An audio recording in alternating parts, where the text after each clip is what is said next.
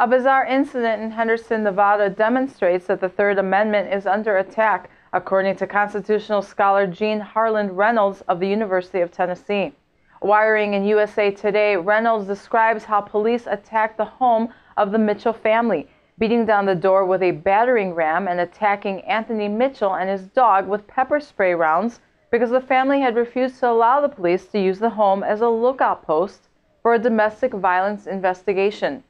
Given the extreme militarization of contemporary police, continues Reynolds, police clearly constitute troops in the sense referred to in the Third Amendment, which says that troops cannot be quartered in any house without the consent of the homeowner. At least 148 female inmates in California were sterilized without their consent between 1997 and 2010, according to a report from the Center for Investigative Research. The state government paid nearly $150,000 in taxpayer funds to carry out the procedures. Prison officials reportedly withheld critical information from the women and in some instances forced unwilling victims to undergo the tubal ligation procedures. The inmates selected for the operations were deemed most likely to return to prison in the future.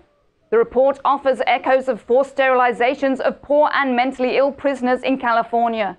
The state banned the practice in 1979. California Democratic Assemblyman Rob Bonta has proposed a measure that would use taxpayer funds to purchase condoms for prisoners as a way of inhibiting the spread of HIV and other sexually transmitted diseases. Republican Assemblyman Dan Logue has criticized the idea, noting that it's a felony for prisoners to have sex while they're in prison. So I don't think it's good government for the state to encourage the inmates to break the law. An official state audit in Utah has found that the state's taxpayers are paying for food stamps, unemployment benefits, and other welfare subsidies on behalf of hundreds of prison inmates and fugitives who aren't eligible to receive them. The Legislative Auditor General reports that a small sample of state's prison population found 179 inmates who received various welfare benefits while behind bars as of January 2012. In addition, 281 of the 1,112 fugitives under the supervision of the Department of Corrections received benefits while wanted for felony or misdemeanor offenses. This August, police and other public safety officials in Salt Lake City will move into a new $125 million public safety building.